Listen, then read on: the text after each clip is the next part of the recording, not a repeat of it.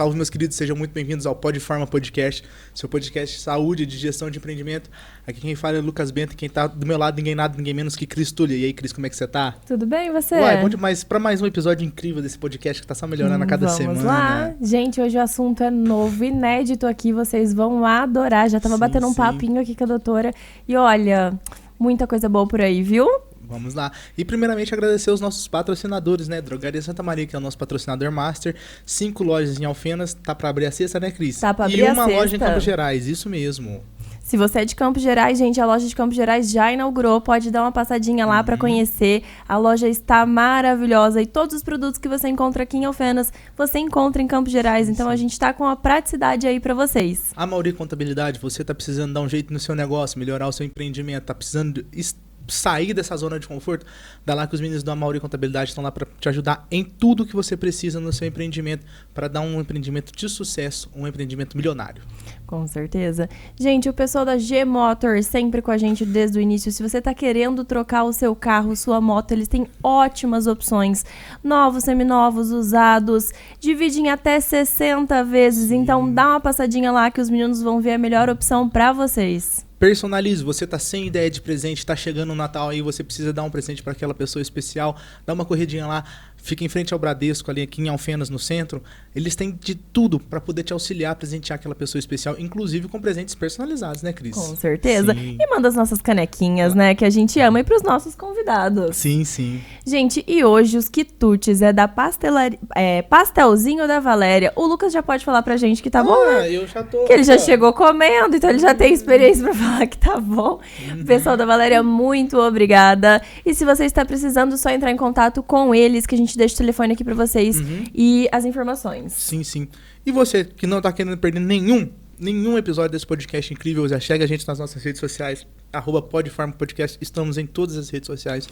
Ativa o sininho, se inscreve aí no nosso canal para você não perder nenhum episódio. Todas as quartas-feiras, às 19 horas, aqui no canal no YouTube. Sim. Se você quer viajar escutando a gente, tá disponível no Spotify também, né? Ir pra academia, adquirindo conhecimento. Olha, 2 coisas ali junto já vai sair craque dessa academia. Claro, claro. E Cris, quem que é a nossa convidada hoje? Hoje a nossa convidada é minha xará. Difícil, mas achei um exatamente igual.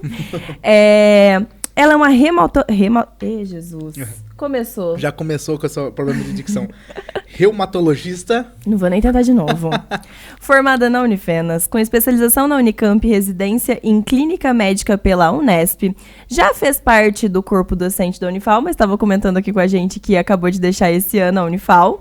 E fez uma pós-graduação em medicina medicina do estilo de vida. Tem muita coisa para compartilhar aqui com a gente. Coisa boa. Doutora Cristiane Mendes, seja muito bem-vinda. Muito obrigada por ter aceito o nosso convite. Eu que agradeço o convite. Sim. Falar de coisas que eu gosto, né? Falar de saúde, falar da minha especialidade. Será um prazer a gente bater um papo aqui bem descontraído. Claro. E, doutora, o que levou a doutora a querer buscar a medicina, cuidar da saúde nessa área da reumatologia? Olha... É aquela história, né? Quando a gente é muito jovem, a gente fica meio perdido, não sabe o que escolher. Eu não tenho ninguém médico na família, eu sou a única médica da família e meio que escolhi naqueles... Lembra daqueles... Testes vocacionais? Não era teste vocacional. Antigamente tinha um almanaque de profissões que a gente comprava na banca. Então, lendo aqueles almanaques, assim, eu me identificava com a área de biologia, eu gostava dessa área mais ligada à saúde. Eu vou fazer medicina. Escolhi fazer medicina e meio que baseado realmente no almanaque, porque eu não tinha nenhuma vivência, nenhuma experiência em família. Né? Mas, graças a Deus, fui muito feliz na minha escolha. E depois, assim, ao longo da faculdade, na verdade, e assim, uma das coisas que eu queria fazer na medicina era oftalmologia, porque assim, eu tinha uma avó que ela sofria de problemas oculares, ela ficou cega, então eu falei assim, eu vou fazer oftalmologia. Mas aí eu desisti de fazer oftalmologia logo no começo, porque assim, na anatomia a gente tinha que dissecar olho de boi.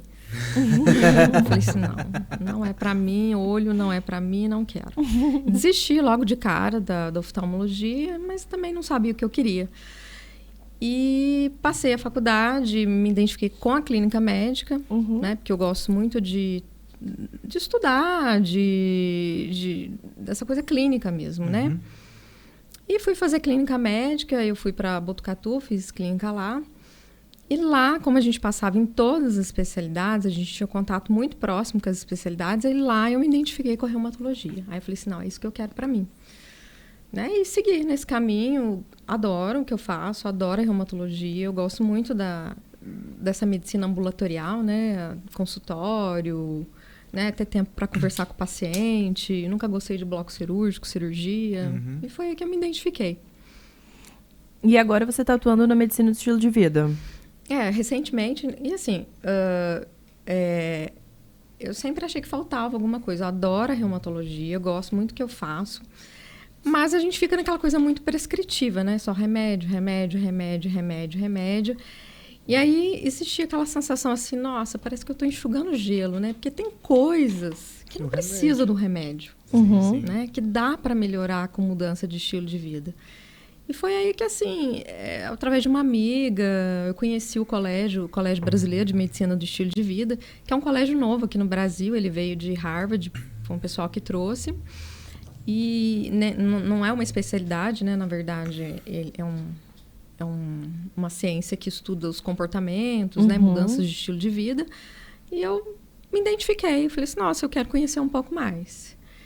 E aí, primeiro eu fui num congresso para ver se eu me localizava, se era, né? Amei, achei assim, nossa, vai ser muito legal para complementar a minha prática, porque assim, eu lido com doentes crônicos, né? E foi daí que eu resolvi, então, fazer a pós. Aí eu fiz a pós, o Einstein tem a pós, que é do pessoal que trouxe a medicina do estilo de vida aqui para o Brasil, uma grande parte do grupo, né, que trouxe. E eu fiz a pós, foi durante um ano, terminei no final do ano passado.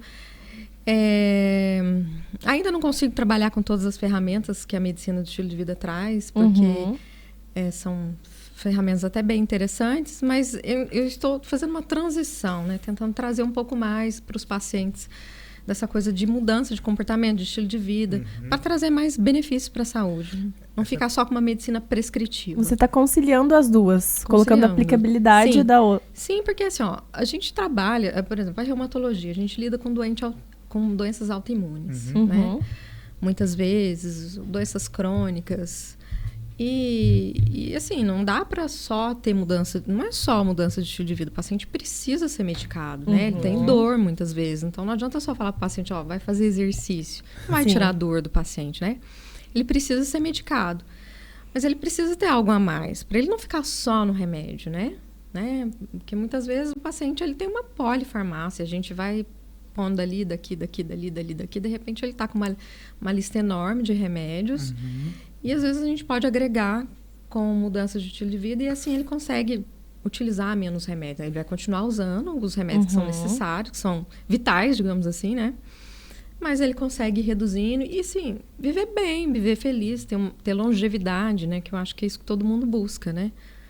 Viver a longo prazo também. Ninguém quer morrer mais, com qualidade, né?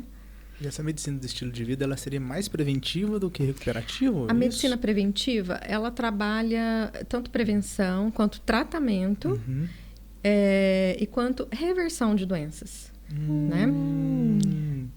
Inclusive, assim, tem vários estudos que mostram que com mudanças de estilo de vida você pode reduzir placas de aterosclerose, né? O paciente ali que já infartou, que às vezes tem uma placa, e se ele muda o estilo de vida, tem estudos robustos mostrando a importância da mudança do estilo de vida, revertendo, né? Então, placas na coronária, revertendo, por exemplo, diabetes, pré-diabetes. É possível reverter alguns tipos de doenças, sim, com mudanças de estilo de vida. Né? Não é assim, às vezes a pessoa tem um diagnóstico, às vezes não é uma sentença de que aquilo vai ser para sempre. Sim, claro que é um processo, são mudanças de comportamento, mudanças de hábitos, né? Tem todo um processo, ninguém muda o hábito da noite pro dia, né? Pro paciente é muito desconfortável, né? Você pegar tipo aquele hábito assim, vamos pegar assim, comer um docinho depois do almoço, pegando um exemplo aqui, né, para poder retirar aquilo, para ele poder mudar esse hábito, para ele é muito difícil. Então assim, essa medicina ainda ela tem que trabalhar toda essa parte dessa E, dificuldade. assim, e cai muito dentro da crença do paciente, porque às vezes ele acredita que ele não consegue parar de comer aquele docinho, né? E às vezes a gente tem que trabalhar ali desde as crenças do paciente, mas, né, por que ele não consegue parar de comer esse docinho? Qual que é o apego que ele tem em relação a isso, né? Às vezes tem outros fundos emocionais que trazem o paciente a ter determinados hábitos. Então, eu falo que assim, a medicina do estilo de vida, ela tenta avaliar o paciente como um todo. Então, ela não aborda só... Então, assim, eu não abordo, por exemplo, o paciente me procura com dor. Muitas vezes eu vou muito além da dor do paciente, tentando entender ali os hábitos... Quais são as dores emocionais dessa pessoa também, né? A relação dele com a família. A relação dele com a família. Até porque, assim, tá dentro dos pilares da medicina do estilo de vida a gente avaliar relações humanas, atividade física,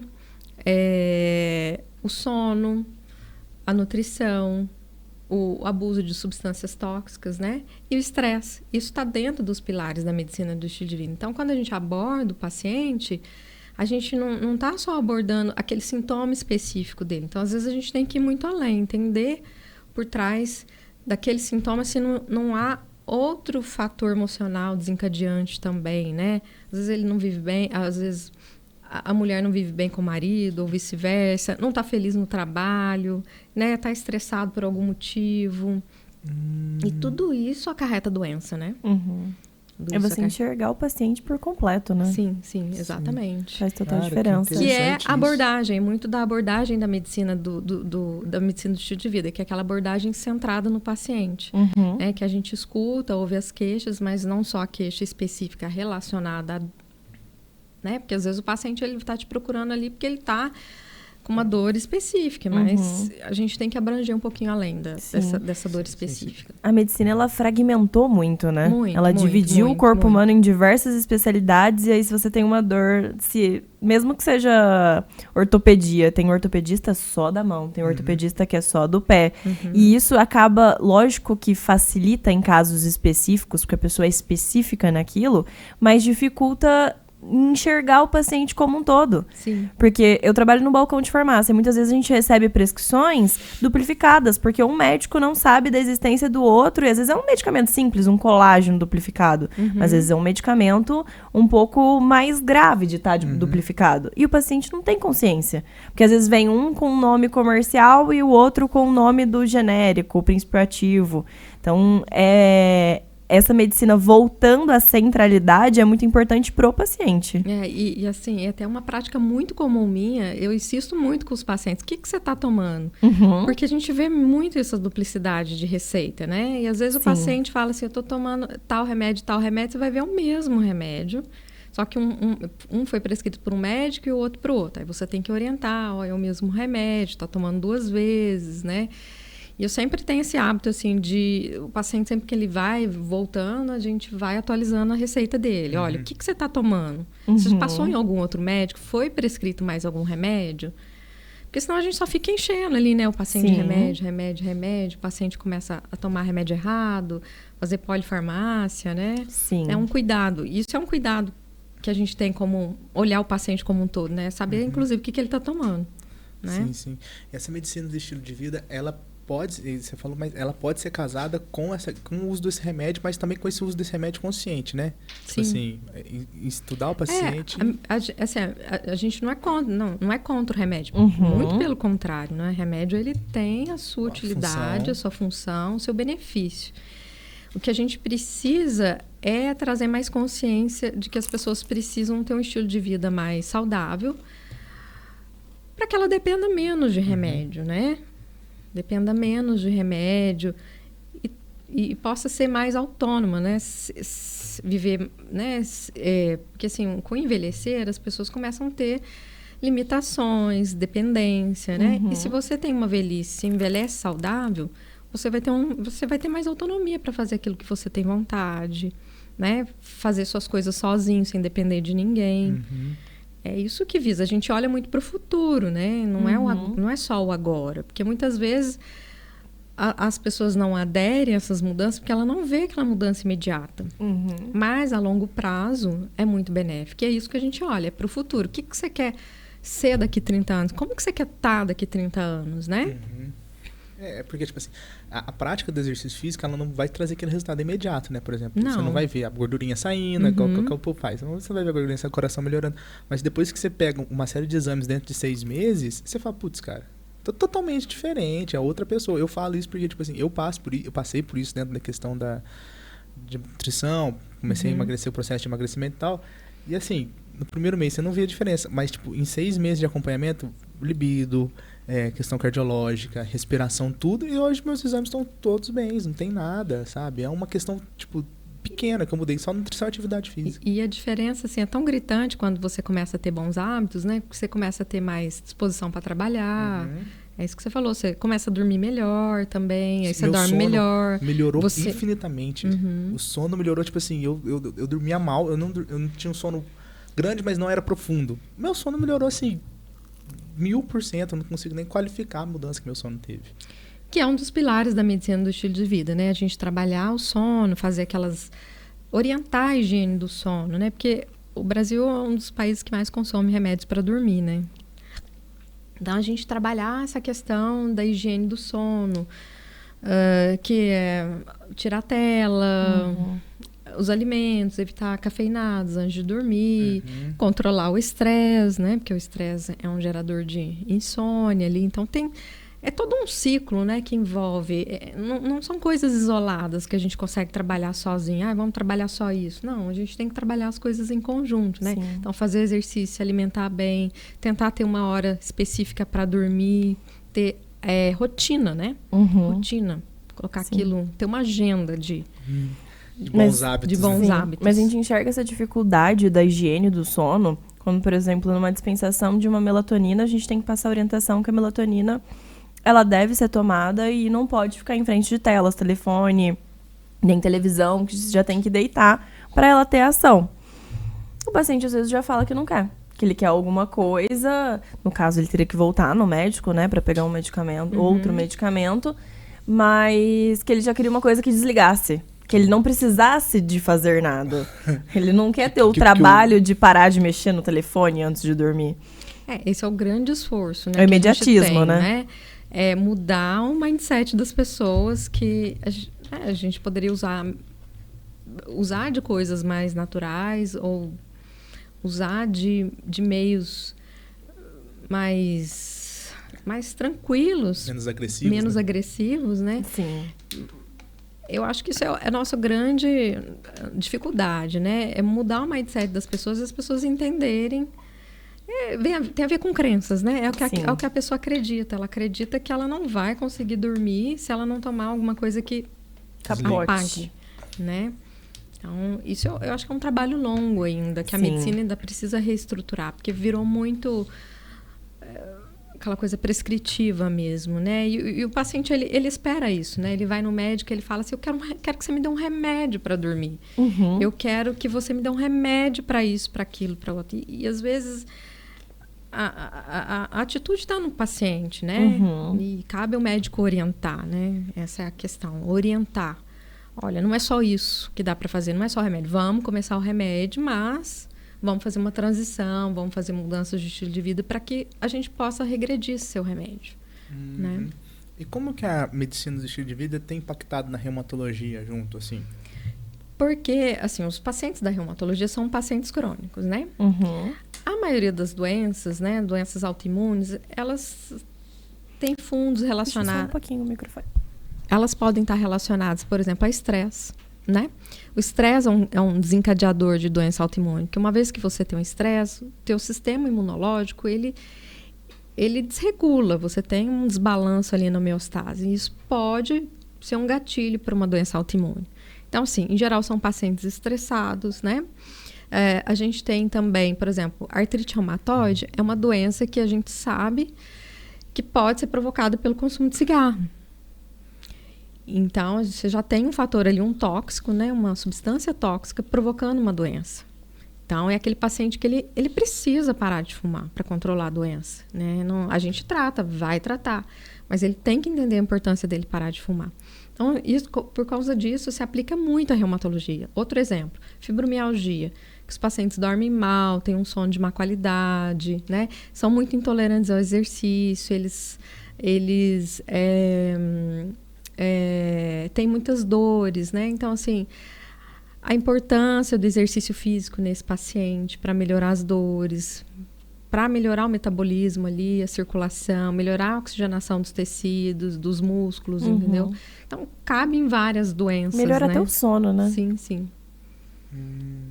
Então, tem muito a ver com a reumatologia, justamente para a reumatologia ser uma especialidade de doentes crônicos, né? Os pacientes, eles têm doenças crônicas e que tem múltiplos gatilhos aí, né? Para desencadear. E pode estar relacionado ao estilo de vida, né? Sim. Não são específicos, mas podem estar ali. Sim, a gente não consegue determinar, né, de forma clara qual foi o gatilho para se iniciar uma doença autoimune, né? Então, assim, eu não consigo dizer, ó, foi isso, né? A gente sabe quais são. Então, são fatores, desde fatores ambientais, né? Exposição a vírus, bactérias, toxinas, né? Estresse, cigarro, até que fatores hormonais também, né? Pode desencadear algumas doenças autoimunes. A gente nunca sabe qual foi o gatilho. A gente sabe que melhorando a qualidade de vida, esses pacientes, eles melhoram muito. Né? E todos os guidelines, né, de tratamento, além do tratamento medicamentoso, sem exceção, eles falam do tratamento não medicamentoso, né? Que seria isso, né? Mudanças de estilo de vida também. E uma coisa muito importante, né, nesse caso dos pacientes reumatológicos, eu acho que para qualquer doente crônico, é entender um pouco melhor, a educação, né? Quando você entende um pouco melhor a doença, você sabe do que se trata, né? O que é uma doença autoimune. Isso traz para o paciente mais benefício no sentido assim, da aceitação, dele aceitar o tratamento, dele aderir, fazer tudo, assim, seguir corretamente as orientações médicas, né? Então tem todo um trabalho também educativo, né, junto ao paciente. E para o paciente autoimune que não sabe o que isso significa, o que é ser um paciente autoimune? Então, as doenças autoimunes existem vários tipos, não é só privilégio da reumatologia, né, tratar paciente autoimune, tem doença autoimune na gastro, na neuro, na endócrino, né, mas assim, o que é de uma maneira simplificada, né, a doença autoimune? A gente tem nossos anticorpos que são para nos defender e por alguma maneira ocorre um desbalanço no nosso sistema imunológico e esses anticorpos eles começam a atacar nossas células. Né? A depender da doença, vai atacar células específicas. Né? Então, por exemplo, uma tireoidite Hashimoto, que é uma doença autoimune da tireoide, os anticorpos vão atacar as células da tireoide. E aí, com isso, as células vão morrendo, né, de um modo geral, e isso vai fazendo com que ela pare de funcionar. E aí o paciente vai precisar da reposição hormonal, né? De uma maneira simplista, né? Para entender. Mas são doenças complexas, né? A gente, como eu falei, não sabe como que elas iniciam. Pode muitas vezes estar ligado a fatores genéticos, né? Às vezes o paciente ele tem uma predisposição genética. E aí, por algum motivo, algum gatilho, esse processo se inicia. Né? Entendi. E, doutora, e o reumatismo em si? O que ele é? Como que eu posso identificar os principais sintomas? Quando eu falo assim a palavra reumatismo, eu estou generalizando. Né? Então, assim, existem muitas doenças reumáticas.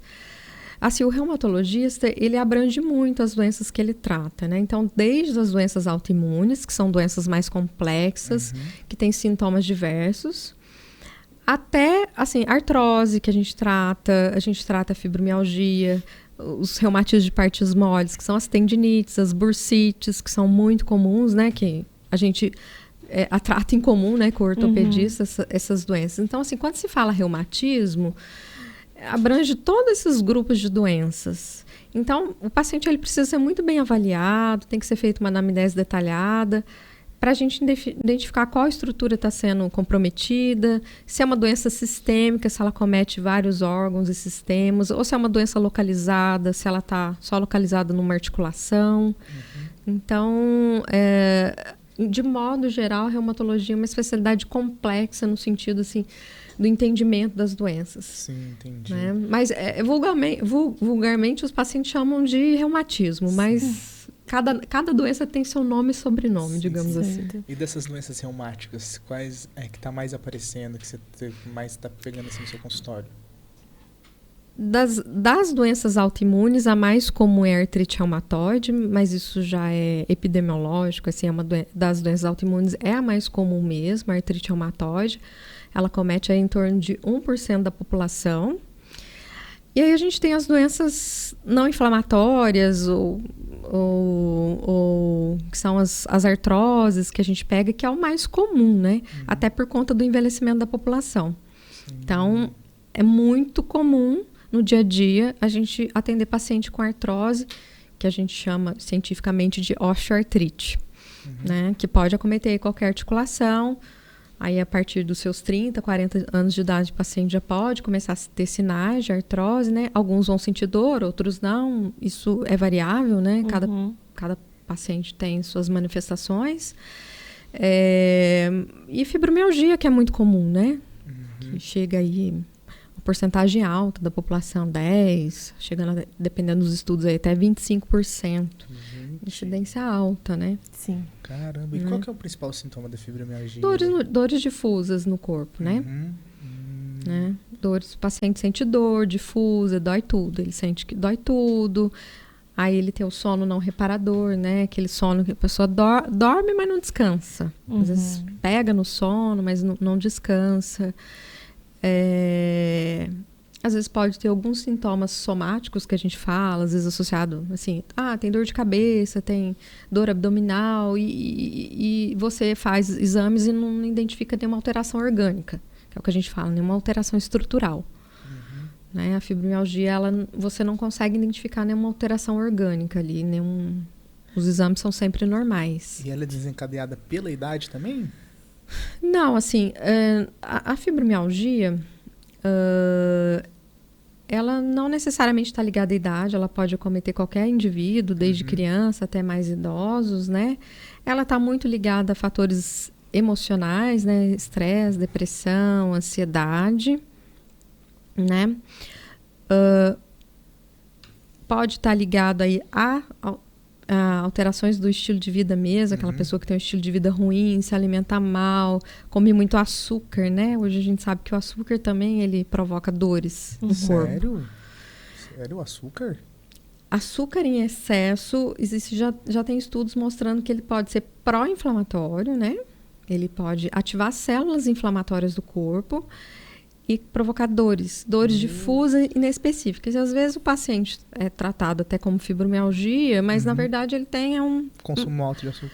Uma qualidade de vida ruim, e aí ele tem dores porque ele não dorme bem, né? Às vezes ele pode ter ali uma apneia do sono também, que não ajuda ele a dormir, né? E tem um estilo de vida ruim, e às vezes ele vai sentir dores no corpo, né? Sim. Por má alimentação. Não tem um exame específico, né? Então, o diagnóstico é... Diagnóstico é clínico mesmo. Sim, bem clínico. E às vezes, assim, não consigo fazer um nexo 100%. Às vezes o paciente ele tem que fazer a mudança de estilo de vida e ver o que sobra, né? Né? Ele tira, vamos cortar o açúcar e ver o que acontece. Às vezes ele melhora, né? O açúcar, gordura, né? Sim. Melhorar, fazer atividade física e ele vai melhorando aos poucos. Sim. É não se apegar ao diagnóstico e falar, eu tenho isso e vou viver com dor e não tenho mais nada para fazer, né? Sim. Tenho o que fazer. Sim. Porque às vezes a gente fica só na dependência do remédio, né? Igual o paciente chega, eu quero um remédio para melhorar minhas dores, porque eu não aguento mais. Mas aí a gente vai orientando, né? Orientando para que ele vá fazendo as mudanças de estilo de vida. Que não é simples, né? Que não é simples. Hábitos a gente às vezes não consegue mudar. Às vezes eu falo muito com o paciente, né? Às vezes eu falo muito com o paciente, o paciente, sei lá, tem 40 anos. Eu falo, olha, são 40 anos fazendo de um jeito. Não vai conseguir mudar da noite pro dia.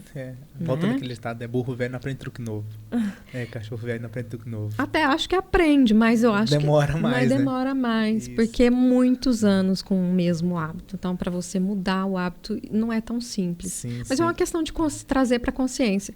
Se a pessoa, pelo menos, ela tem consciência, ela pode até não fazer. Mas se ela sabe que ela tem que fazer, uma hora ela vira a chave e fala assim, não, agora eu preciso fazer eu isso. preciso fazer. Né? Agora, se a pessoa nem tem a consciência, como que ela vai um dia falar assim... Não tem, ela não vai começar. Sim. Né? A mudar nada se ela não trouxer isso para a consciência dela. Sim. Que é preciso mudar, né? Sim. Que volta à educação em saúde, né? Sim. Tudo é um ciclo vicioso. Ciclo. No final, a gente sempre vai voltar nessa questão, né? Que, querendo ou não, a prevenção vai ser sempre o melhor remédio que a gente pode ter dentro da medicina. Sim. Né? E às vezes, mesmo que você não preveniu, mas se você tem consciência do que você tem, você consegue ir ajustando. E não só tomar, eu tenho diabetes, tem que tomar esse comprimidinho cedo. Não, eu tenho diabetes, eu preciso controlar minha alimentação, então eu vou procurar um nutricionista. Tem várias especialidades para te auxiliar nisso, né? Sim, você não precisa seguir sozinho, né? Muitas vezes a gente precisa do apoio. Às vezes é o personal que vai estar ali do teu lado para você fazer exercício, porque sozinho você não faz, né? Mexer no bolso, né? Pagar um nutricionista. Às vezes a gente precisa de uma rede de apoio. A gente muitas vezes não consegue sozinho mesmo. Né? Todos nós precisamos de uma rede de apoio. E às vezes até um psicólogo para trabalhar as crenças, né? Às vezes trabalhar o que a gente chama de autoeficácia, né? Que é aquela crença de que eu não consigo. Porque muitas vezes a gente fala assim, eu não consigo fazer exercício. E às vezes você consegue, você só precisa trabalhar essa questão, né? Sim. Muito interessante isso. E doutora, quais são os fatores de risco assim para o desenvolvimento de doenças reumáticas, assim? O que vai gerar essas doenças, assim? Então, fatores de risco, um deles é genético, né? A própria genética. Então, você já tem genes que predispõem a determinados tipos de doença. E fatores ambientais, né? Então, exposição a determinados vírus, bactérias, toxinas, fatores hormonais. Depende muito da doença. Por exemplo, o lúpus. O lúpus é uma doença que se sabe que ela comete mais meninas jovens, que tem a ver com a questão hormonal. Então, os próprios hormônios interferindo ali no desencadeamento da doença ali, né? Podendo ser um gatilho ali, né? Para a doença. Não necessariamente, né? Não é agora, necessário, não isso que vai gerar isso, também. né? É um conjunto, é sempre um conjunto de coisas, fatores, né? Que a gente tem é sempre que analisar. um conjunto de fatores que você tem que analisar. Sim. Né? Agora, por exemplo, fator de risco para, por exemplo, artrose. Artrose, que é uma doença que eu tenho ali desgaste de cartilagem. Hoje se sabe que a artrose, por exemplo, é uma doença que está entrando ali no meio das doenças metabólicas. Então, ela está entrando ali no meio do diabetes, da hipertensão, da dislipidemia. Então, por exemplo, fator de risco para desenvolvimento de artrose é diabetes, dislipidemia, né? Então, colesterol alto, obesidade. Tá? Então, assim, cada doença em si, às vezes, tem alguns fatores de risco mais específicos. Mas, para o que a gente está vendo de mais comum, até pelo envelhecimento da população, que é a artrose, tem se falado cada vez mais nisso, dessa questão metabólica sendo um fator de risco para que os pacientes tenham artrose. E de uns anos para cá, você tem visto mais acometimento de casos de artrose ou não? Você acha que tem diminuído na população? Não, tem aumentado bem. Tem aumentado né? bem? A gente tem visto, existem estimativas de que isso vai aumentar e muito com o envelhecimento. Né? Vai ser uma das doenças mais comuns. Mesmo que essa busca assim, da atividade física, que a gente está vendo muito, sabe, desse melhor estilo de vida, ainda assim tem essas chances? Sim, por conta até do aumento da obesidade, né? Como a gente está tendo aumento da obesidade, a obesidade acaba implicando em outras consequências. Então, isso é um trabalho longo, né? De reverter tudo isso aí, né? Sim. Entendi. O movimento repetitivo também? O movimento repetitivo, dependendo do movimento, se ele põe carga, né? Mas não é o principal fator, né? O movimento repetitivo, mas pode. O movimento repetitivo, ele mais provoca lesão em tendões, né? Bursas, provoca mais tendinites. Sim, Né? Mas às vezes, assim, a sobrecarga mecânica de um modo geral. Então, você faz muito sobrecarga.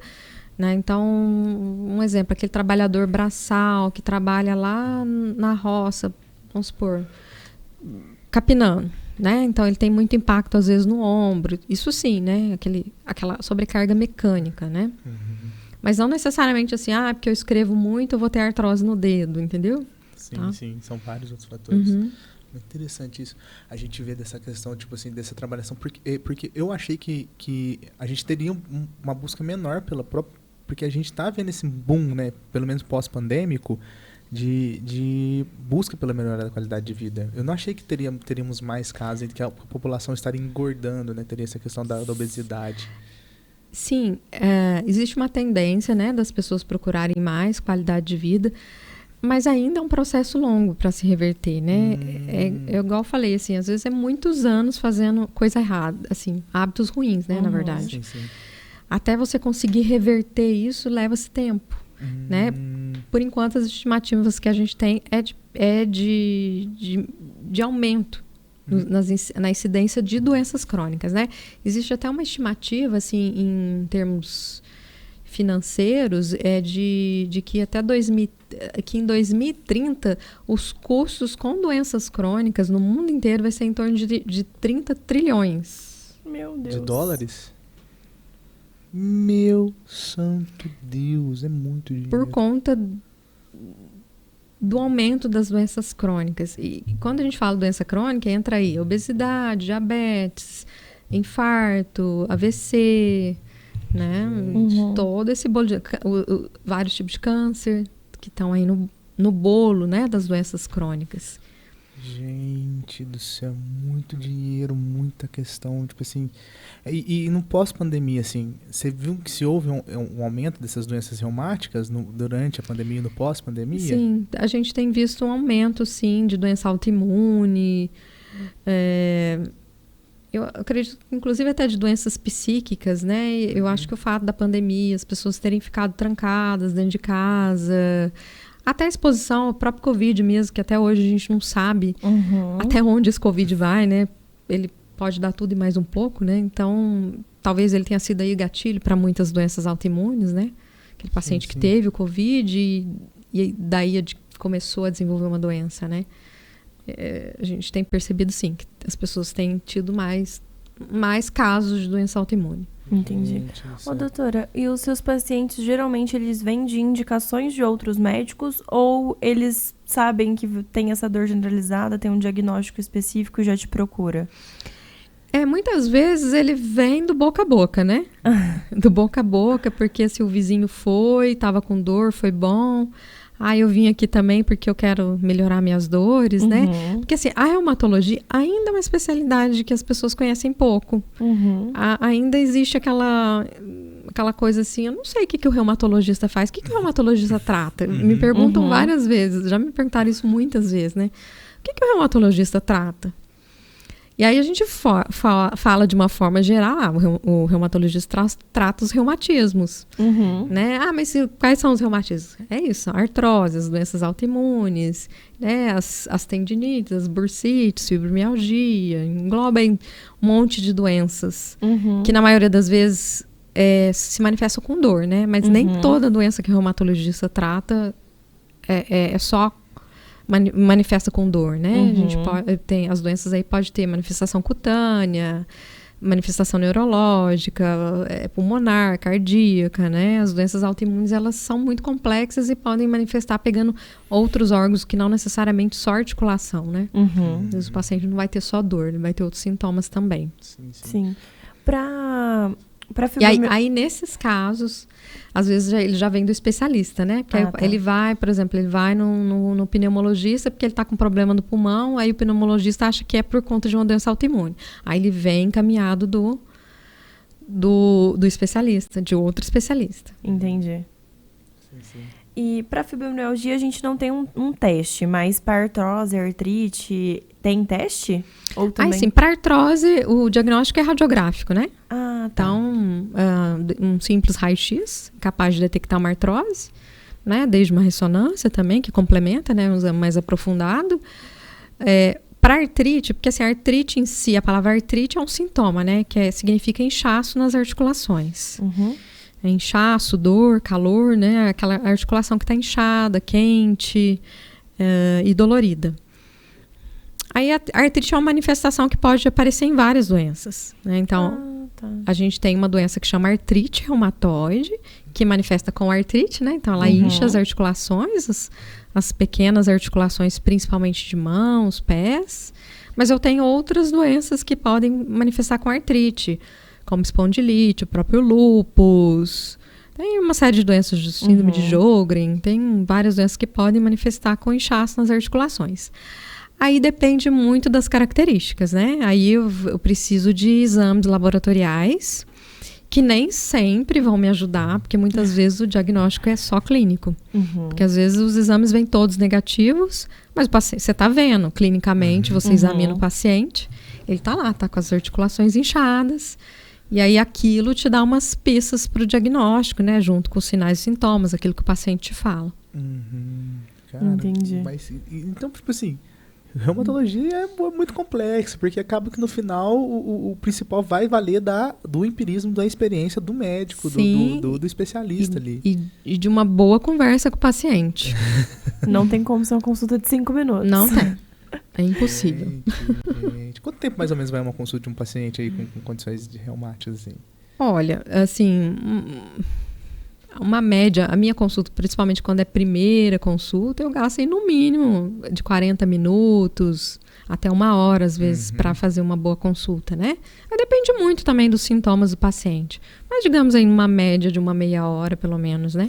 Para você entender basicamente aqui o que está acontecendo com o paciente. E essas doenças autoimunes que não têm dor, quais são as principais que você tem visto, assim, no seu consultório? Às vezes o próprio lúpus, né, que às vezes ele pode manifestar só em pele, né, pode ter manifestação só em pele, que é o que a gente às vezes acaba vendo mais. Às vezes alguma vasculite, que é mais raro, né, são doenças mais raras, que pode também pegar só pele ou pegar algum órgão.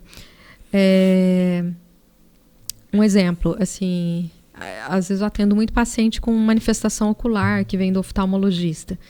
Às vezes ele só tem uma manifestação no olho, ele tem alguma patologia no olho lá que pode estar ligada a alguma doença autoimune, então eles vêm para investigação. Às vezes eles não têm mais nenhum outro sintoma, né, nenhuma dor, ele só tem uma inflamação ocular. E às vezes a gente vai investigando, às vezes acha alguma coisa, às vezes não acha nada, e às vezes a gente tem que só observar. Meu Deus. Só observar. Então, e muitas vezes assim, as doenças autoimunes nem sempre elas vêm com nome e sobrenome, né? Não vem. É a cega. É a cega. É tipo assim, é a prova surpresa, entendeu? Exato. Porque às vezes assim, o paciente ele tem ansiedade de falar, mas o que eu tenho? E nem sempre é possível fazer isso numa primeira consulta. Às vezes, ao longo do acompanhamento, às vezes o paciente passa meses para a gente detectar uma coisa que realmente fala assim, nossa, isso é disso. Agora fechamos o teu diagnóstico. Meu Deus. Né? Então, muitas vezes, porque assim, muitas vezes as doenças são insidiosas, então elas são lentas e progressivas. Então, às vezes, você não vai conseguir, às vezes, numa primeira consulta, fechar um diagnóstico. Tem uns, não, que são clássicos, né? Agora, nem sempre o paciente vem clássico. E, às vezes, nem sempre a gente consegue falar assim, não, ó, teu diagnóstico é esse, clássico, viu? A gente tem que acompanhar, né? Às vezes, a gente tem que acompanhar por meses, e repetindo os exames, e reavaliando, para falar assim, não, agora apareceu isso aqui é de tal doença. Complexo. Nossa Senhora. Eu já tô falando assim, eu não daria conta de ser reumatologista, cara. Tipo assim. Você joga no escuro, literalmente. Não, ué. Tipo assim, tem coisa que é papum e tem coisa que não é papum, sabe? Que não tem como. E não é, além de não ser papum, é demorado pra um caramba pra você conseguir desfechar o diagnóstico. E assim, é angustiante pro paciente, eu entendo, né? O lado dele, porque ele fala assim, doutor, mas eu quero saber o que eu tenho. É isso mesmo. Eu também quero. Também. eu também tô querendo. Mas... E muitas vezes a gente tem que tratar empiricamente, né? Fala assim, ó, vamos tomar esse remédio aqui, vamos ver como é que se comporta esse quadro e observar, né? E essa ansiedade também pode prejudicar o caso, né? Sim, pode, né? Sempre. Ansiedade, estresse, né? Meu Deus. Gente, Que Promove dificuldade. inflamação. Caramba, não, o cara já sai de lá mais ansioso, que ele não descobriu, ele vai piorando, a situação vai aumentando, vai ser complicado. E quais são os principais avanços e tratamentos das doenças autoimunes ali que você tem visto? Assim, graças a Deus, olha, eu ano que vem eu vou fazer 20 anos de formado. Eu me lembro que quando a gente teve as aulas de reumatologia na faculdade, não existia quase nada, né, para tratar a doença autoimune, era aquela meia dúzia de remédio.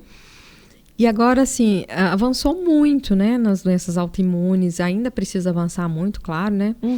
Mas, por exemplo, hoje a gente tem a terapia imunobiológica, né, que são medicamentos derivados de um produto biológico, né? Ele não é um medicamento sintético, é feito através de uma molécula.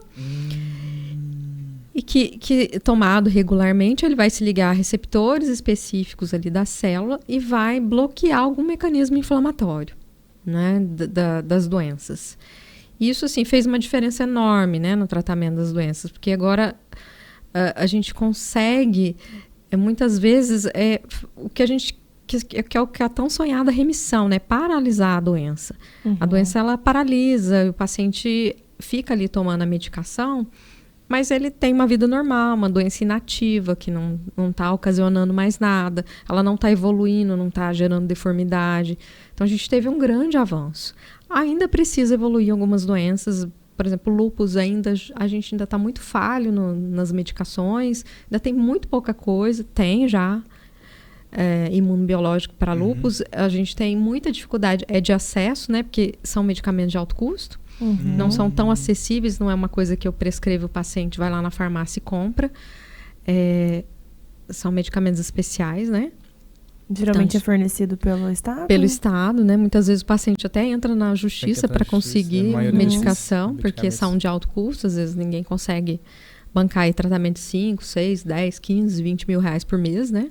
Aí chega tudo isso um tratamento Alguns, sim. pai, Alguns medicamentos chega aí... Tem medicamento de 30 mil reais, tem medicamento de 15, de todos os preços. Aí depende da doença. Caramba! Sim. Então, a gente teve um avanço nesse sentido. Hoje a maioria é fornecida pelo SUS, o acesso é simples, desde que, né, o paciente tenha indicação, né? Ele esteja dentro da indicação. Hoje você consegue facilmente acessar essas medicações, porque o SUS fornece. Mas em algumas situações ainda a gente não consegue o fornecimento total dessas medicações. Esses imunobiológicos, eles são personalizados ou é um tratamento geral? Num sentido, assim, personalizado por paciente? Isso. Assim, existem várias classes, né? Cada imunobiológico, às vezes, age em determinado receptor específico. A gente não tem exames hoje que falam assim, ó, esse imunobiológico é o melhor para a sua doença. Eu não consigo fazer uma triagem nesse sentido, sabe? Eu acho que no futuro a gente vai ter, acho que não é tão distante assim. Então, é meio que na tentativa e erro. A gente segue um protocolo. Ó, vamos tentar esse, a gente não deu certo, a gente passa para outro, né? Mas não tem um que eu falo assim, não, esse... Claro que existem algumas peculiaridades que às vezes contraindicam em um paciente ou outro. A gente avalia isso. Mas a gente não tem nenhuma ferramenta para escolher qual que seja o melhor, não. A gente vai tentando mesmo, até achar um que dá certo. Mas tem uma hierarquia entre eles para ser seguido? Mais ou menos, né? Assim, teoricamente eu poderia usar qualquer um deles, né? Desde que eu já tenha passado por outras etapas de tratamento. Mas existe uma hierarquia de dispensação pelo SUS. Aí sim. Sim. Aí o SUS ele vai dispensar conforme a hierarquia deles. Aí nesse sentido, sim. Entendi. Mas do ponto de vista da literatura, você pode utilizar qualquer um. Entendi. Tem algum outro tratamento que tenha se destacado recentemente? Novidade? Sempre está tendo estudos, né? A gente tá sempre saindo novas moléculas, né? Sempre. Todo ano a gente está recebendo novas moléculas aí. Nada que seja muito diferente dos que já existem, né? É tudo mais ou menos na mesma linha. Eu falo que assim, a resposta depende muito mais do paciente do que do remédio em si, porque são todos ótimos, são todos muito bons. Então, muitas vezes depende da resposta do organismo do paciente, né? Porque às vezes o que é bom para um não é bom para outro e vice-versa. E o produto é tão bom quanto. Sim, são as pequenas peculiaridades de cada pessoa, que é justamente um dos motivos que a gente não pode ficar indicando o seu medicamento pro vizinho, pro amigo, pra avó. Então tem que passar no médico para ver qual que é o específico pro seu caso, né? Sim, tem. Porque eu falo assim, nós somos únicos, né? Nenhum dedinho da mão é igual ao outro, justamente por isso. Parece igual, né? Porque às vezes na recepção do consultório o paciente fala, eu tomo esse, eu também tomo esse. Eles ficam conversando entre eles. Mas porque assim, realmente as opções são poucas, né? De medicações. A gente não tem um amplo espectro de medicações. Mas não quer dizer que seja a mesma coisa para todo mundo, até porque cada um tem sua individualidade, né? Sim. A gente segue as diretrizes, né? São diretrizes internacionais. Mas cada ser é único, né? Sim. Os tratamentos imunobiológicos, eles vão ter muito efeito colateral? Geralmente, é baixa incidência de efeito colateral, né? A gente não tem grandes problemas, assim, com reações em outros órgãos, né? Você ter complicações em outros órgãos, afetar rim, fígado, etc., outros órgãos. O grande questão ali é a baixa imunidade, né? Que eles podem abaixar a imunidade. Mas, de um modo geral, a doença desregulada também abaixa a imunidade. Então, se você tem uma doença descontrolada e você usa um imunobiológico e sua doença está controlada, o risco é igual de você ter uma infecção. Então, é preferível o risco com o remédio você estar bem, né? Então, a gente sempre tem que pesar risco-benefício. Entendi. E, doutora, você primeiro fica à vontade para comer, viu? Obrigada. Pastelzinho da Valéria, muito obrigada. Está uma delícia. Tá com a cara boa. O Lucas já comeu praticamente tudo. Vou confessar que eu já comi bastante também. Mas, doutora, fica à vontade, viu? Tá uma delícia o pastelzinho. Com relação... A gente comentou no off que você saiu da Unifal esse ano. Sim, saí esse ano. Você dava aula de reumatologia? Dava aula de reumatologia. Fiquei quase 10 anos. Nossa. E esse ano eu resolvi... Fiquei quase 10 anos na docência, né? E esse ano eu resolvi, assim, focar mais no consultório, que é o que eu gosto. Né? Eu estava muito dispersa, na verdade, fazendo muitas coisas ao mesmo tempo, dando aula, cuidando de filho, cuidando de casa, né? Porque é a vida de mulher. Eu tenho a minha clínica, que eu também gerencio, né? Eu administro. Então, eu acabei dispersando muito. Eu estava fazendo tudo e não estava fazendo nada. E aí, eu resolvi realmente focar mais no consultório, ficar ali mais para... E agora, sim, é meu projeto, né? Eu tenho um projeto de desenvolver um pouco mais essa questão da medicina do estilo de vida, que acabou que, pela minha agenda, eu não consegui desenvolver tanto quanto eu gostaria. Mas é o meu projeto que, para 2024, eu consiga trazer até mais mais dos conceitos, né? Da medicina do estilo de vida, trabalhar mais com meus pacientes ali, tá mais de perto nesse sentido. É uma área muito interessante, né? Que acho que as duas combinam muito bem. E acho que vai dar muito certo, sim. Já está dando, né? Já. Inclusive porque acho que agora a população tá tendo mais consciência dessa questão do estilo de vida. Acho que de uns 10 anos pra trás, a turma achava que exercício físico era coisa de marombeiro, era coisa de atleta. Ou então, por exemplo, eu só vou no nutricionista porque eu tô gordo, não preciso, porque eu tenho que emagrecer. Então, acho que as pessoas estão entendendo que o estilo de vida ele tem gerado um impacto futuro muito maior. Eu tava até conversando isso com um amigo meu. Eu falei assim, cara, que ele já tem filho. Eu falei assim, tá, você vai ter seu filho agora. Você tá nesse peso. Quando seu filho estiver mais velho, ele estiver podendo brincar com você, se estiver naquela fase gostosa de curtir seu filho, como é que você vai estar? Você acha que você vai estar curtindo seu filho? Com possibilidade, por exemplo, de uma pressão alta, uma diabetes, não sei o que e tal. Você vai poder viver esses momentos com teu filho e quando teu filho tiver os filhos dele? Isso, como é que você vai ver os seus netos? Como é que você vai viver esses momentos gostosos com sua família? Aí ele começou a pensar realmente que ele tinha que mudar alguns estilos para que ele pudesse realmente entender que ele tinha muito mais que viver para frente, né? Não era aqueles pequenos traços ali. É exatamente isso. A medicina do estilo de vida é a longo prazo, Porque, assim, nós somos muito imediatistas, né? A gente quer o prazer imediato, Sim. né? E é muito mais fácil, né? A gente quer ver aquilo agora. Só que como a gente não vê, a gente não enxerga, né? Como uma poupança, né? Eu falo que a medicina do estilo de vida é como uma poupança. Que você vai pondo seu dinheirinho ali todo mês. Daqui 30 anos, quanto não vai ter nessa poupança, né? Se você for guardando todo mês. É a mesma coisa. E ao contrário também. Se você Vai gastando. vai gastando, como é que vai estar isso quando você estiver na velhice? Né? Você vai ter dinheiro para tua aposentadoria? Acho que eu tô sem reserva. A gente já pegou no teu pé aqui já em outros programas, falando dessa questão da academia e tal. Eu voltei de novo. Eu voltei de novo. Ela voltou na academia. Ó, doutora, você voltou na academia 6 vezes só esse ano que eu tô contando, assim, entendeu? Mas, enfim. Mas eu tô tentando. É importante. Mas hoje ela vai sair daqui inspirada. E dentro da academia, lá, dentro da universidade, você tem visto alguns alunos despertarem esse interesse pela reumatologia, esse avanço acadêmico? Como é que você tem visto? Enquanto eu tava, assim, como é uma especialidade muito difícil, né? É uma queixa geral de aluno, né? Que é muito difícil, né? Então eu dava aula, assim, às vezes, como eram os meninos do quarto ano, então são muito imaturos ainda, né? No quarto ano você ainda não tem uma maturidade ainda. Então, assim, aquilo parecia coisa de outro planeta, né? Reumatologia. Eu como acadêmica, posso dizer que eu nunca me interessei, porque realmente eu achava coisa de ET, né? Reumatologia. Mas depois, né, que eu tinha mais experiência, que comecei a compreender um pouquinho mais a medicina como um todo, aí sim veio o despertar, né?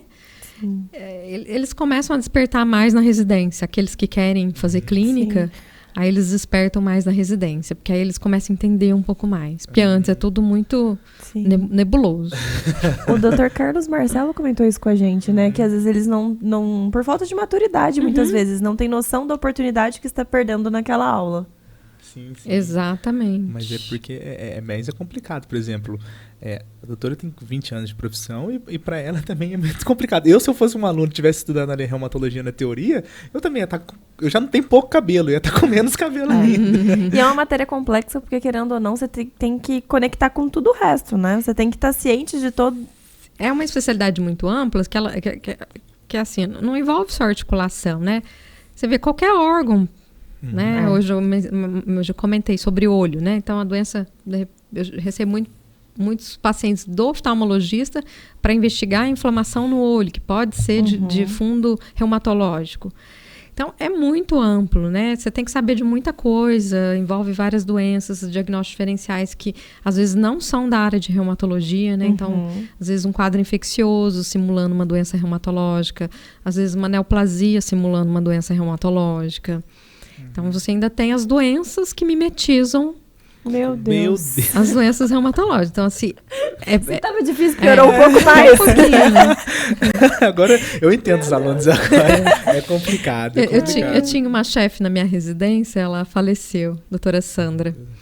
E assim, eu guardo com muito carinho, assim, na minha época da residência, foi eu falo assim, que tudo que a gente guarda na vida envolve pessoas, né? Ela era muito brava, ela exigia muito da gente, mas ela sempre olhava no olho da gente, quando a gente falava um diagnóstico, ou falava de alguma coisa, de algum paciente, ela parava e olhava no olho da gente e falava assim, você tem certeza? Meu Deus. Então, assim, justamente por essa questão, não pode ser outra coisa também? Vamos olhar? Sabe? Então, tem muito isso guardado você tem certeza do que você está falando? Você já fez tudo que você podia fazer? Você já olhou tudo que você podia olhar? E você já tremia na base, né? Ela era brava, mas eu vou ela revisar. puxava no pé dos residentes. Mas ela era fantástica, assim, aprendi muito com ela. Ela foi uma mestre que eu guardo para sempre. Não está mais entre nós, né? Está em outro plano. Mas lembro muito disso. Sim. E qual que é a frequência que um paciente tem que ir no reumatologista, assim? Aí depende da doença, né? Tem paciente que às vezes vai precisar ir no início do tratamento todo mês, né? Ou a cada 3 meses, 2 meses. Depende muito do estado da doença. Então, se a doença está muito grave, se é uma doença mais leve. Mas aí depende mesmo. Isso é uma coisa que tem que ser definido ali em conjunto com o paciente e com os sinais e sintomas, com as alterações de exame. Às vezes eu preciso ver precocemente alguma alteração que o paciente tenha. Às vezes eu peço assim, semana que vem você vai repetir esse exame, vai me mandar. Aí é muito variável. Nossa, é muito mais complexo do que eu imaginava, meu Deus. É que, tipo assim, eu sou totalmente leigo na área da saúde. Eu sou advogado, não tem nada a ver com a área da saúde. De saúde eu sei que dipirona pra dor de cabeça, que mais? Domperidona vai pro estômago, e isso aí a gente vai rasgando o cadinho que eu aprendi na farmácia. Mas pra mim era, tipo assim, tinha, igual você falou, tinha doença, reumatismo, e que ela estava totalmente ligada só com problemas de artrite, né? Você simplificou bastante. Porque pra minha cabeça, como uma pessoa totalmente leiga da área da saúde, pra mim era exatamente isso. E agora eu tô vendo que o trem é muito mais profundo. A gente vai precisar de outro podcast pra ir ficar imiscuindo em cada doença ali, porque é muito complexo, cara. Sim, se a gente for falar de cada doença, dá um podcast pra cada doença mesmo. Nossa, Jesus. Então, tipo assim, eu tô saindo aqui com mind blow, sabe? Tipo assim, com todo um negócio, porque realmente eu já nem sei mais. Eu vou passar na doutora pra ver se eu também não tô com problema com uma doença reumática, alguma coisa autoimune. Vai que, né? Ô, doutora, e onde a gente te encontra aqui em Alfenas? Aqui em Alfenas eu tenho meu consultório, fica na Martins Alfenas, pra frente, duas quadras pra frente da Santa Casa, em cima do laboratório LaborClean. O consultório fica ali. Atendo todos os dias, de segunda a sexta. E pode me achar nas redes sociais também. Tem meu Instagram, né? @doutora Cristiane Mendes. Alguém quiser tirar dúvida, perguntar qualquer coisa, sou eu que respondo. Sempre respondo. Posso até demorar um pouquinho, mas eu sempre respondo. Os meus pacientes ou quem entra ali para tirar dúvida, perguntar alguma coisa. E como está sendo para você? Você falou que saiu da Unifal justamente para conseguir fazer todas as funções. Você administra a clínica, você administra o Instagram, você administra tudo? Eu tenho uma rede por trás, né, do meu Instagram. Eu tenho um designer que faz as minhas artes, mas sou eu que cuido do conteúdo. Até porque, assim, o Instagram, eu não quis uma coisa assim... Alguém faz o conteúdo para mim, eu só leio e aprovo, né? Então, todos os conteúdos são criados por mim mesma, né? Até para ter a minha cara. Sim, né? Sim, claro. Para ter a minha cara. Para ter o reconhecimento dos seus pacientes também, né? Isso. Então, eu crio os conteúdos, sou eu que escrevo, sou eu que gravo os vídeos e mando para minha equipe de apoio, né? E aí eles editam e me mandam de volta. Nessa parte eu não faço, não. Aí já é demais. Aí nem tanto. Aí eu tenho equipe, aí eu tenho pessoal lá que cuida. Agora fiz o site também, tem o pessoal que cuida do site, tem uma equipe que me ajuda, sim. Não dá para fazer tudo, não. Mas a resposta em si sou eu que dou, porque assim, muitas vezes é uma coisa muito específica, né? Às vezes o paciente entra ali. É claro que... né, até pelo Código de Ética Médica, a gente não pode fazer nenhum tipo de intervenção por ali, mas a gente pode orientar o paciente assim, olha, procure seu médico, ou é melhor você passar em consulta, isso precisa ser avaliado, não dá para, né, não pode, até pelo Código de Ética Médica a gente não pode fazer nenhum tipo de intervenção por ali, mas eu acho que sem dúvidas corriqueiras, coisas por ali eu consigo tirar, né? Pode falar, Cris. E como que é para você empreender? Tipo, além da medicina, querendo ou não, é uma janelinha a mais, né? Você teve que aprender tudo isso depois de ter a sua clínica? Sim. Eu particularmente adoro empreender, adoro criar. Eu demorei porque assim, a vida da gente toma um rumo, né? Porque a gente começa a estudar, a trabalhar... E a gente vai esquecendo de quem a gente foi quando era criança, né? Das coisas que a gente gostava, do que a gente fazia. Eu sempre fui muito da criação, né? Da arte, né? Eu tocava piano quando era criança. E aí, empreender, para mim, me trouxe essa coisa da criação. Que aí eu tô sempre criando alguma coisa para trazer ali para a clínica, né? Criando ideias... organizando. Então, para mim, eu gosto muito, E sai além daquela coisa só da medicina, contato com o paciente, doença, né? Sai um pouco além disso. Então, eu gosto bastante, me identifiquei. com o empreendedorismo. E como foi para você aprender esses passos do empreendedorismo, assim? Eu tô aprendendo até hoje, né?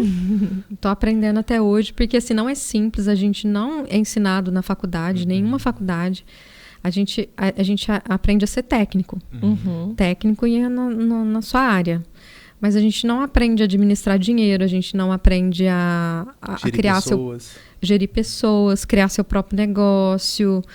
Porque assim, eu acho que todo profissional liberal, né, ali ele já é um empreendedor por si só, né? Mas não é só abrir uma porta e achar que o cliente vai vir, cair, e ali tá tudo certo, né? Tem todo como se diz, assim, tem toda uma estrutura atrás do palco, né? Sim, e é isso que às vezes a gente tem que aprender. E assim, eu venho estudando, tô sempre fazendo cursos, sempre tô tendo mentorias, sempre tem alguém me ajudando para poder aprender, mas ainda tô aprendendo. eu falo, tem um livro que quem gosta de empreender, que eu acho que vale a pena ler, que chama O Mito do Empreendedor. Que aí ele classifica, né? Que é o técnico, né? Que é o operacional ali. Então, é o médico só ali atendendo consulta, um exemplo, né? O administrador, e aí ele já olha para os números, né? Aí, quantos pacientes eu atendi esse mês? Né? Quanto que eu faturei? E o empreendedor, que é aquele que vai colocar as ideias ali para... né? E aí, no livro, ele conta a história de uma mulher que fabricava torta. Só que na história, a mulher, ela que faz a torta, ela que vende, ela que limpa... Então, ela faz tudo. Então, ainda estou nesse cenário, ainda estou fazendo muita coisa. Mas eu estou gostando bastante dessa coisa de empreender e criar e, como se diz, evoluir, né? E qual que para você está sendo um passo mais difícil assim, para empreender? O que você está achando que é o mais complexo?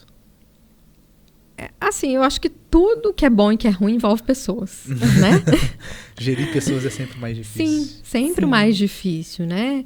Porque cada um pensa de um jeito, né? Cada um tem seus defeitos, suas qualidades, né? E eu acho que é o mais difícil nesse aspecto, né? São pessoas, e assim, não é... Pessoas de modo geral, mesmo comprador, né? A pessoa que vem comprar. Também não é tão simples lidar com a pessoa que vem comprar, né? É todo um jogo de cintura com o cliente também. Eu acho que essa é a parte mais difícil. Nossa, é complicado mesmo. Porque, tipo, e ainda mais na área da saúde em si, sim, né? Você querendo ou não, você tá vendendo saúde, é meio complicado. E ninguém quer pagar, né? Tá aí uma eles coisa acham que o porque médico é uma instituição de caridade, né? Que é vocação, que é, né? É só uma dúvida. É só uma dúvida. E como que você faz para organizar tudo isso? Tipo assim, esse lado médica, empreendedora e de mãe. Como que você faz tudo isso? Agenda. Então tem que ter agenda para tudo, sabe? Então assim, eu sou muito criteriosa assim com os horários. É claro que não dá para manter 100%, porque assim, a mais vida de médico, às vezes tem intercorrências mesmo, né? Mas eu tento manter uma agenda bem equilibrada. Sim. Né? Uma rotina mesmo, agenda, horário para acabar, para começar, horário para terminar, porque senão você se envolve ali de uma maneira e você não faz nenhuma coisa nem outra. Então, é tentar manter uma rotina com uma agenda. E tentar separar esses lados, né? Tipo assim, o lado caso, do lado empreendedora, do lado médica, para não gerar essa confusão. Que peça é uma mesma Cristiane, né? Tem que ser várias. Eu tento não levar nada para casa, né? Até porque assim, meus meninos, eles gostam, eles são doidos com a mãe, né? Chega em casa, é mãe. Nem se eu quisesse, eu não ia conseguir. Então, assim, eu tento separar, é bem separado mesmo. Né? Claro que nem sempre, às vezes a gente leva o trabalho para casa, né? Tem que fazer as coisas em casa e eles querem atenção. Eu falo, olha, meninos, deixa a mamãe fazer, deixa a mamãe quietinha fazer, pra mamãe fazer bem rápido, pra mamãe ser toda de vocês. Né? Mas eu tento separar as agendas aí, porque senão a gente surta, né? Ainda mais quando a gente ainda mais quando você é um profissional liberal. Eu brinco porque eu tenho um escritório, eu falo que eu tenho escritório, né? Que eu tenho que fazer tudo, porque estão marketing. Você é a mulher das tortas. Eu sou a mulher das tortas. Depois você lê o livro, o Mito do Empreendedor. Eu vou até buscar ele depois. E aí essa parte de você fazer tudo é muito para mim o mais difícil é dividir as pessoas, sabe?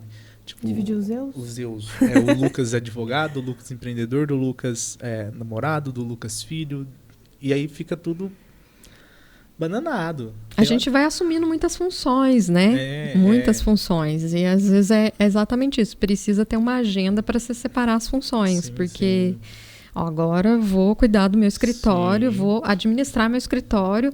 Como se diz, coloca o celular no modo avião. E pau na máquina. E pau na máquina, né? Exatamente isso, né? Sim, claro. Agora eu vou atender meus clientes, agora eu preciso estar aqui presente com meus clientes, né? Claro. E depois fecha a porta, vai namorar, né? Parte importante. Doutora, a gente já está chegando assim mais pro final do programa. Tem alguma mensagem que você gostaria de deixar para os nossos ouvintes, para os nossos telespectadores? Se você quiser falar olhando naquela câmera ali. Uma mensagem... Bom, assim... Primeiramente, não desistam, né, de querer ser uma pessoa melhor, de ter mais saúde. Busquem por qualidade de vida, busquem ter melhor estilo de vida. Não pense que a gente vai morrer, claro, a gente morre, vai morrer mesmo. Porque às vezes a gente escuta muito assim, eu vou morrer mesmo, eu vou chutar o pau da barraca. Né? Dessa vida não leva a nada. Dessa vida não leva a nada, né? Então não pense porque a gente vai morrer amanhã que a gente pode viver a vida assim adoidado, né? A gente precisa se cuidar da saúde, fazer atividade física, se alimentar bem, ter um sono de qualidade, para a gente ter uma velhice boa. A gente não sabe até quando a gente vai viver, a gente não tem bola de cristal. Então assim, a gente procurar realmente ter boa saúde para viver bem, ter uma velhice com autonomia e ser feliz, né? Uhum. Sim, sim. E o quanto antes procurar em qualquer caso específico, uma dor diferente, né? E o quanto antes, né? Se tiver alguma dor, tá estranha, sim, né? Sim. Procurar ajuda médica, não tomar o remédio do vizinho, que às vezes... Piora, né? Sim, procura ajuda médica, não se automedique. Procure entender sobre essa doença, né? Depois que tem um diagnóstico, entender, procurar educação, tirar suas dúvidas, né? Ter abertura com o seu médico, né? Tirar todas as dúvidas ali. Né? Tem paciente que leva até anotadinho, não vejo nenhum problema, né? Anota ali suas dúvidas, tira suas dúvidas e segue em frente, bola pra frente, toca o barco, que a vida é bela. É claro. Né? Sim. O médico tá ali pra te ajudar, né? Não é pra você ter medo, você tem que compartilhar tudo. Não tenha vergonha, não tenha medo. Às vezes uma coisa que pra você vai passar como banalidade vai fazer diferença em todos esses detalhes que a doutora precisa pra fechar um diagnóstico. Às vezes é aquilo que você acha que é menos importante de falar, né, doutora? Exatamente. Leva tudo anotado, leva seus remédios, né, pra não ter essa duplicidade de remédio. Leva tudo anotadinho, leva suas queixas, leva exame, né? Às vezes o paciente já tem um tanto de exame ali, às vezes nem precisa de mais exame, só com aquilo ali já ajuda muita coisa, né? Sim. Doutora, muito obrigada. Olha, eu aprendi muito hoje. Espero que vocês de casa também. Eu não sabia que a hematologia era tão complexa. Eu tô no modo de blow total aqui. Eu vou começar a estudar reumatologia pra ver se eu consigo aprender mais, porque o negócio é muito complexo. Muito profundo, sabe? Eu tô enxergando a reumatologia como cara no meio do escuro com uma lanterninha. Eu achei que era só assim, artrite e reumatóide, só os... Eu tô achando como cara no meio do escuro com a lanterninha assim, procurando, sabe, alguma coisa, porque realmente é isso, essa investigação eu falo assim, que o reumatologista, ele é meio que o detetive, né? É um detetive. Sim. É um detetive, né? Ele fica ali, né, juntando as pecinhas do quebra-cabeça, até ele fechar um diagnóstico ali, que às vezes não fecha. Sim, né? sim. Meu Deus. É muito complexo. Muito complexo. Doutora, muito obrigada, agradeço, pela sua presença, foi pela muito sua bacana o papo. Sim. Para você que está nos assistindo também, nosso muito obrigado. E também agradecer os nossos patrocinadores, né, Cris? Com certeza. Drogaria Santa Maria, que está com a gente desde o começo. A loja ao lado do Fora 24 horas, então deu algum perrengue de madrugada, dá uma corridinha lá. E agora com uma loja também lá em Campos Gerais. Com certeza. Doutora, a canequinha de você é sua. Ah, obrigada, a Personalize adorei. Manda para todos os nossos convidados. Personalize, muito obrigada. E se você está precisando de uma ideia de presente, final do ano tá chegando aí, se você gosta de surpreender com presentes diferentes, lá é o local correto, aqui em Alfenas, em frente ao Bradesco. Isso. E eles entregam no conforto da sua casa. A gente deixa aqui a descrição, manda mensagem para eles, manda suas ideias, que eles vão abraçar e vão chegar numa opção maravilhosa para você. Sim. O ano tá ficando velho, mas seu carro não precisa estar. Vai lá nos meninos da G-Motor, já troca essa lata velha aí. Vamos começar 2024 com um carro novo. Eles têm novos, usados, seminovos. Tá tudo ali, financiam, dividem até 60 vezes. Então fique à vontade para ir lá trocar seu carro. Vamos começar 2024 de carango novo. Sim, e se vai fazer alguma viagem, né? Vai viajar no final de ano, gente, é importante. Segurança em primeiro lugar. Então, se não for trocar, faça a revisão, faça tudo direitinho, mas dá uma passadinha lá que você vai achar uma ótima opção para você. Sim, sim. A Mauri Contabilidade, você que tá perigando com o seu negócio, não tá tendo saída, dá uma corridinha lá no pessoal da Mauri Contabilidade, que eles estão ali para auxiliar no seu empreendimento de todas as formas possíveis, eles estão ali pra gente. Certinho? Pastelzinho da Valéria estava uma delícia. Eu sou testemunha, porque eu comi uns 8 pastéis, né? Enquanto a doutora tem que estar falando estilo de vida, não sei o que, alimentação, eu mandando pastel pra dentro, mas tudo bem.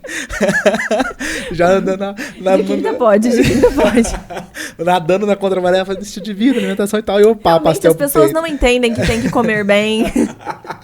Gente, mas tudo é equilíbrio. Então a gente pode comer o pastelzinho da Valéria, pode comer o seu prato predileto, você não precisa ficar sem. Não precisa ficar, fazer que nem eu, comer 8 pastéis. Mas não precisa comer 8.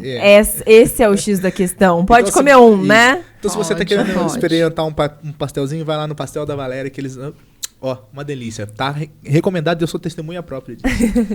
Acho que é isso, né? Isso. Falamos de todo mundo, a gente não esqueceu de ninguém? Não, mas a gente esqueceu de sigam a gente nas nossas redes sociais. @Podfarm Podcast, estamos em todas as redes sociais.